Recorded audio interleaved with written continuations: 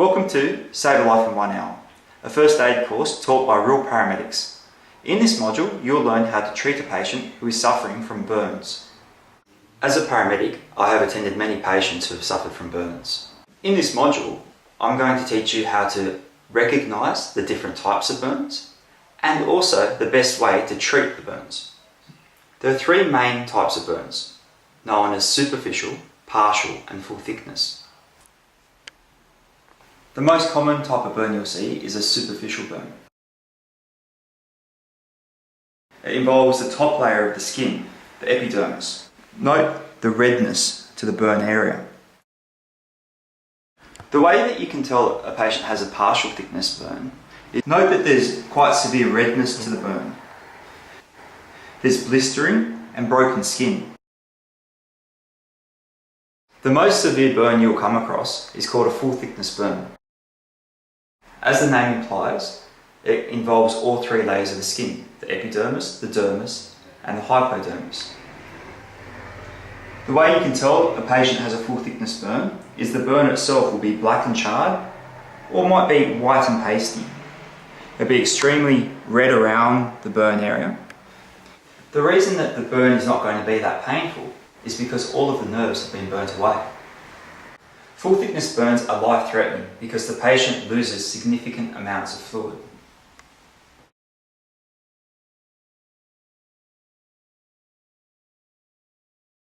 So what do we do for a patient who has been burnt? Well, as always, we need to follow our 7-step action plan, DRS, ABCD. D in particular is important. If a patient is inside a burning building, never run into the burning building. If the patient is still on fire, you need to get them to stop, drop to the ground and roll around. We're trying to smother the flames.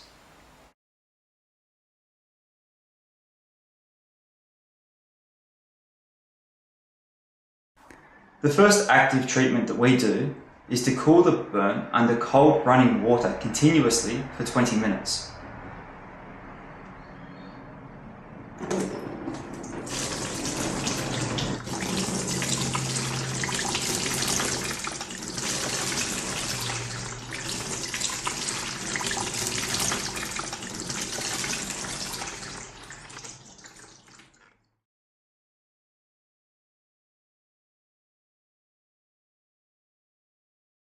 After cooling the burn for 20 minutes, if you have access to cling wrap, you need to place it over the burn. The way that we do this is lengthways. We don't place the cling wrap around sideways like you would bandage. The reason for this is burns swell. So we place it lengthways.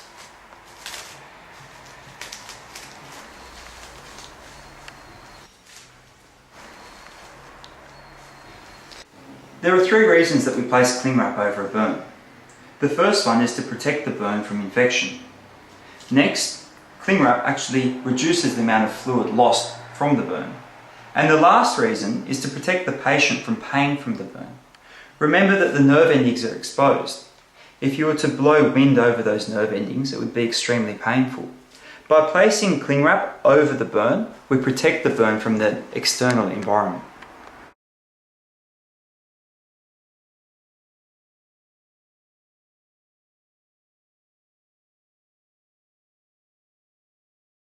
Any patient that has been in a fire has most probably been exposed to smoke. Inhaling smoke can be very dangerous, especially a few hours after the initial exposure.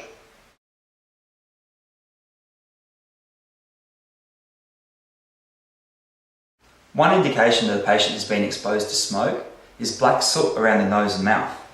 If we look at our patient here, he has black soot around his nostrils and around his mouth, meaning that he most probably has inhaled smoke.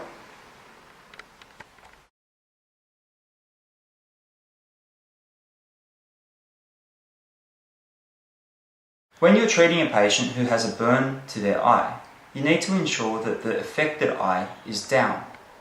If the affected eye was up and you were to irrigate from the top down, there is a high chance that you'll contaminate the unaffected eye.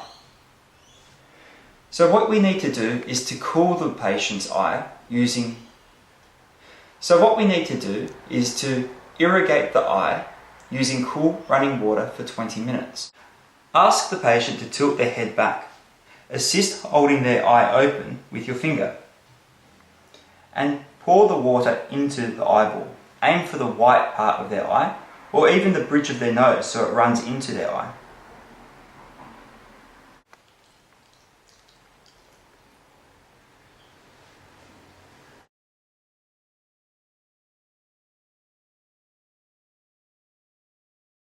In some parts of the world, acid burns are common. If you have a patient who has suffered an acid burn, you must take them directly to the closest water source and flush that burn for 20 minutes.